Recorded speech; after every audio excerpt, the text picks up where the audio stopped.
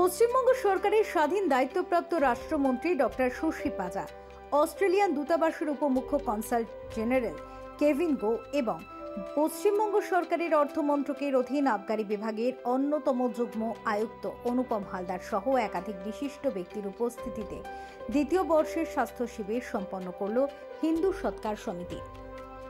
সেরাম thalassaemia prevention federation এবং Sushruta I foundation and research সেন্টারের যৌথ উদ্যোগে প্রয়াত রীতা দে'র স্মরণে সমাজে অর্থনৈতিকভাবে পিছিয়ে পড়া মানুষের সহায়তার লক্ষ্যে বুধবার বিনামূল্যে স্বাস্থ্য শিবির করে হিন্দু সৎকার সমিতি। সংগঠনের অছি পরিষদের অন্যতম সদস্য সঞ্জয় রায় জানিয়েছেন, স্বাস্থ্য শিবিরে চক্ষু পরীক্ষা, দন্ত পরীক্ষার পাশাপাশি বিবিধ প্রকারের স্বাস্থ্য পরীক্ষাও করা হয়।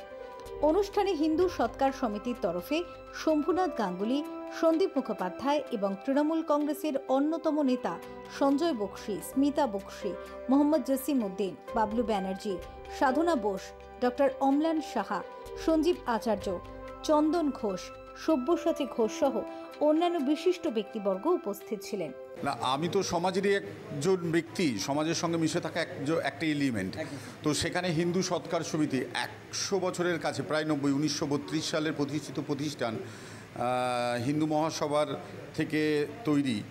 তো স্বাধীনতার আগের থেকে যে প্রতিষ্ঠান সমাজের পিছিয়ে পড়া মানুষ, অর্থনৈতিকভাবে পিছিয়ে পড়া মানুষ এবং বিভিন্ন রোগে বা বিভিন্ন কারণে যে সমস্ত মানুষেরা তার মৃত্যুর পরেও তার সত্যিকারের সৎকার করার জায়গাতে থাকেন না বা পাওয়া যায় না, তাদেরকে সঠিকভাবে সৎকার করে তাদের ইহজীবনের শেষ ইচ্ছেটা পূরণ করার যে দায়িত্বটা হিন্দু সৎকার সমিতি 1932 সাল থেকে কাঁধে তুলে নিয়েছে, তার সঙ্গে দিনে দিনে কালে কালে আরও দায়িত্ব বেড়েছে।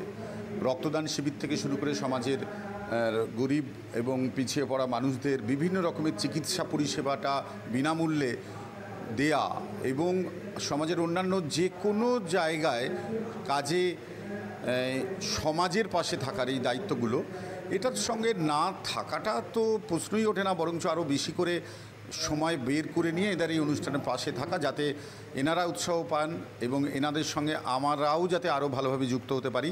সমাজ তো এগিয়ে যাবে এনাদের মতো সংস্থার মধ্যে দিয়েই। তো সেই সংস্থা সমাজকে আরও এগিয়ে নিয়ে যাওয়ার পথে আরও বিশালভাবে কর্মযোগ্য নিয়ে এগিয়ে চলুক, এই কামনাই করি।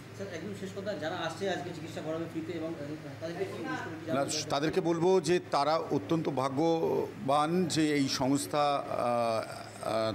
সবার পাশে দাঁড়িয়েছে এবং তারা এখানে অত্যন্ত নিশ্চিন্তভাবে তাদের সমস্ত দন্ত চিকিৎসা থেকে শুরু করে ব্লাডের বিভিন্ন টেস্ট এগুলো করান এবং সেই রিপোর্টগুলো নিয়ে তারা আগামী চিকিৎসাতে যাতে এগিয়ে যেতে পারে, সমাজে যাতে সুস্থ মানুষ হিসাবে বেঁচে থাকতে পারে এবং সুস্থ সমাজ যাতে গড়ে উঠতে পারে, তার জন্য তারা অবশ্যই এই সংস্থার এই শিবিরে যোগদান করুন এবং আপনারা নিজেদের চিকিৎসাটা সম্পূর্ণভাবে। Bureau report, channel 10।